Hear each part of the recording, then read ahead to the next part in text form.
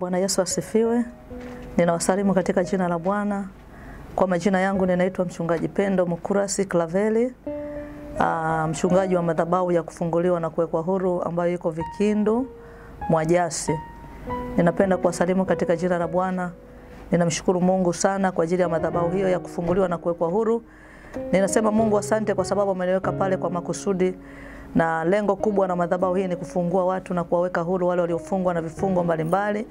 Na ni madhabahu ambayo imebeba neno la Isaya 61 kuanzia mstari wa kwanza mpaka ule mstari wa pili. Kwa maana Roho Bwana Mungu yu juu yangu, amenitia mafuta ni wahubiri wanyenyekevu habari njema, ni watangazia mateka habari ya kufunguliwa kwao, ni wafariji wale waliao. Mungu ana makusudi na wale watu ambao wamefungwa na kuwekwa huru. Niko na watu pale kama kambi, niko na watu wapatao kama 12 ambao wako pale, wanaishi pale, wanahudumiwa kimwili na kiroho kwa ajili ya kufunguliwa, kwa ajili ya kuwekwa huru. Wako wengi walikuja na matatizo mbalimbali, lakini Mungu ni mwema na mwaminifu, ameendelea kuwaponya.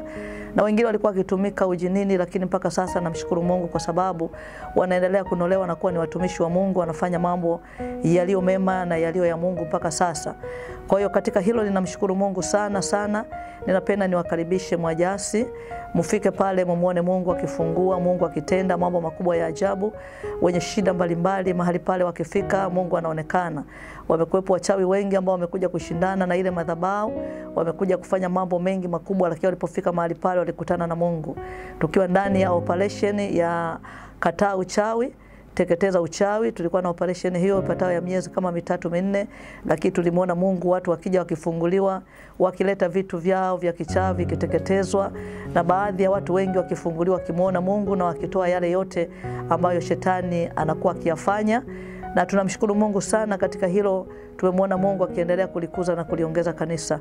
Hivyo ninamshukuru Mungu kwa ajili ya viongozi ambao wako mahali pale, ambao wamejitoa kwa namna moja ama nyingine wakiifanya ile kazi, wameacha mambo yao, lakini wako pale kwa ajili ya kuhudumia watu. Hivyo ninamshukuru Mungu kwa ajili ya uongozi mzima wa kanisa.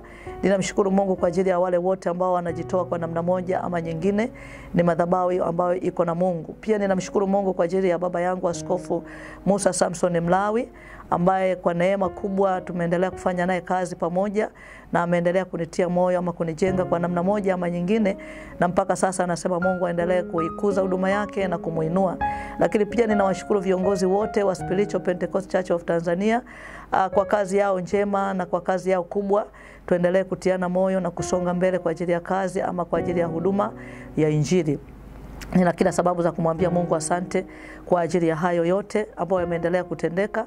Ninamshukuru Mungu kwa ajili ya wanawake wa Spiritual Mwajasi ambao ni sehemu kubwa wamenishika mkono kwa ajili ya huduma. Ninamshukuru Mungu kwa ajili yao.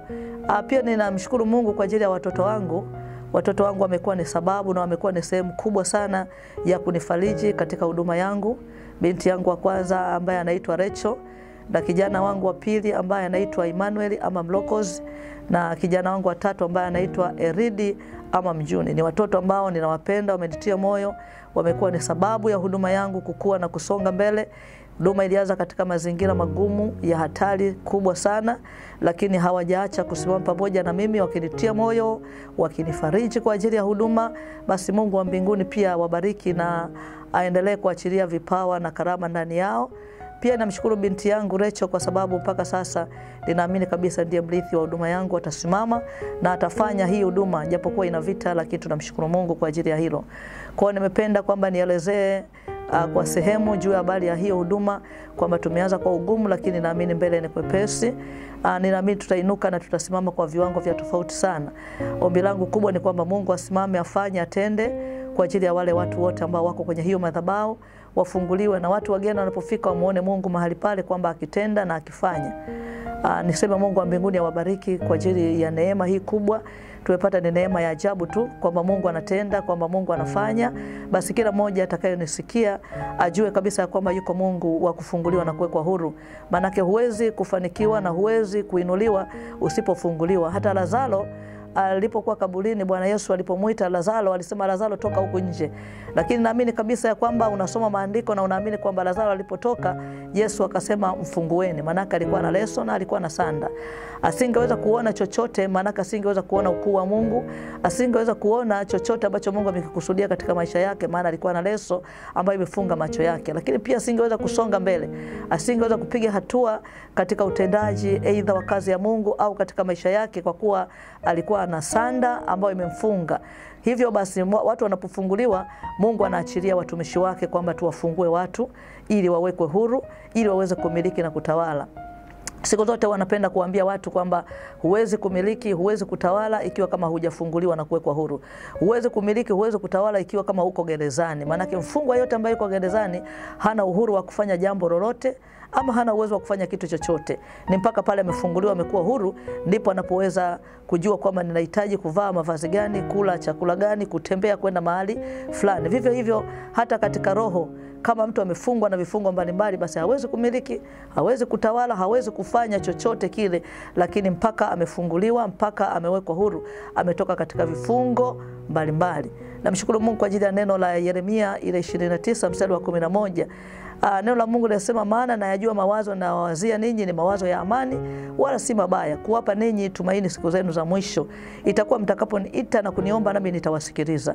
Kwa ni neno la faraja sana kwamba Mungu anatuwazia mawazo yaliyo mema, tena ni mawazo ya amani. Tukimuita yeye anatusikiliza, tukimuita yeye Mungu anajibu. Kwa hiyo tumuite Mungu na Mungu wetu anatenda, tumuite Mungu na Mungu wetu anafanya. Anasikia maombi na anatenda kwa wakati. Na ndio maana ninamwamini Mungu sana kwamba ninapomuita Mungu kwa ajili ya madhabahu hii ya kufunguliwa na kuwekwa huru, ninaona matendo makuu ya Mungu akifanya.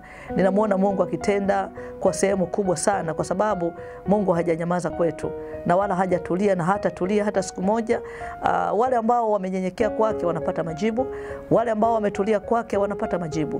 Kwa hiyo mwana wa Mungu, nikwambie kwamba tulia kwa Mungu, anakuwazia mawazo yaliyo mema, anakuwazia mawazo ya amani. Itakuwa Mungu kimuita, Mungu anasikia na Mungu anajibu, na anatenda mambo makubwa sana ya ajabu katika maisha yako. Niseme Mungu wa mbinguni akubariki sana. Mungu wa mbinguni atende katika maisha yako, asinyamaze kwa ajili yako. Mungu afanyike faraja kwako, Mungu afanyike ushindi kwako. Ninakuombea kwa Mungu ili Mungu aachilie neema iliyo ya ajabu. Acha niombe kwa ajili yako mwana wa Mungu ambaye unanisikiliza. Baba, katika jina la Yesu ninakubariki, ninasema asante Mungu mwema, asante Mungu Roho Mtakatifu, asante Jehova Shama. Baba, ninakubariki kwa ajili ya watoto wako wote ambao wamenisikiliza.